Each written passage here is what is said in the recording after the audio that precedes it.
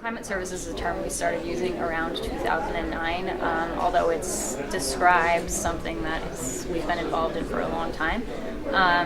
It involves kind of the production of climate information and then the tailoring and transfer of that information for decision making in a whole slew of different contexts. So climate services might be kind of information products, they might be map rooms, they might be newsletters. Sometimes they're meetings in which, say, someone from the meteorological services goes to a village and talks about, oh, this is seasonal forecast, this might be what you should do, maybe you should think about planting these sorts of varieties instead of these sorts of varieties, things like that. So it's a lot of things.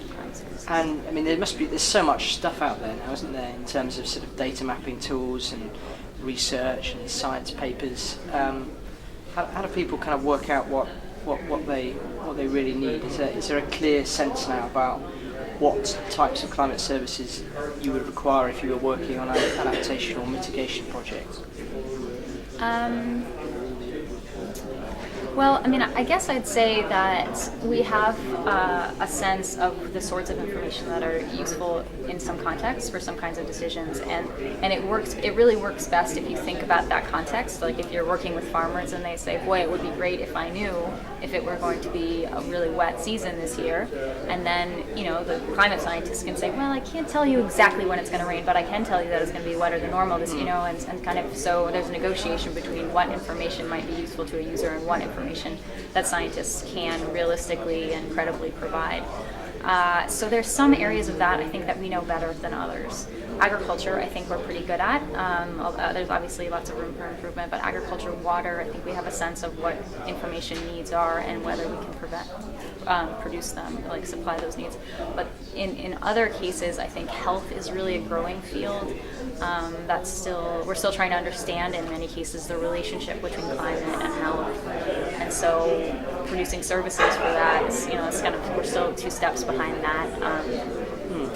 And we have this information out there, but how easy is it to present it then in a format that particularly politicians and decision makers can use? Because there's one level, I guess, which technical experts can discuss things in their own very wonderful technical way, but I guess this stuff does also need to be presented in a slightly sort of simplified, dumbed down manner to really kind of be able to engage politicians.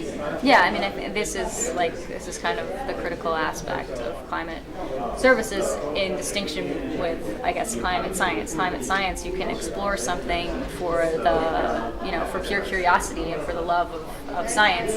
Climate services is more applied, and the goal is to produce that information in a way that addresses a specific need. So there's actually now, I'd say, quite a bit of research that's around, not just what's useful, but how to display and communicate that information in ways that people can understand. So around how people understand uncertainty, what kinds of graphics are better, and things like that. It's actually kind of getting to be an interesting field. There's also now, I'd say, a little bit of a burgeoning community that's around like social science of climate services, how people understand decisions and make decisions, and so there's no doubt that that's got to kind of ramp up if we're going to meet the climate adaptation challenge. But it's slowly happening, I think, so it's pretty cool.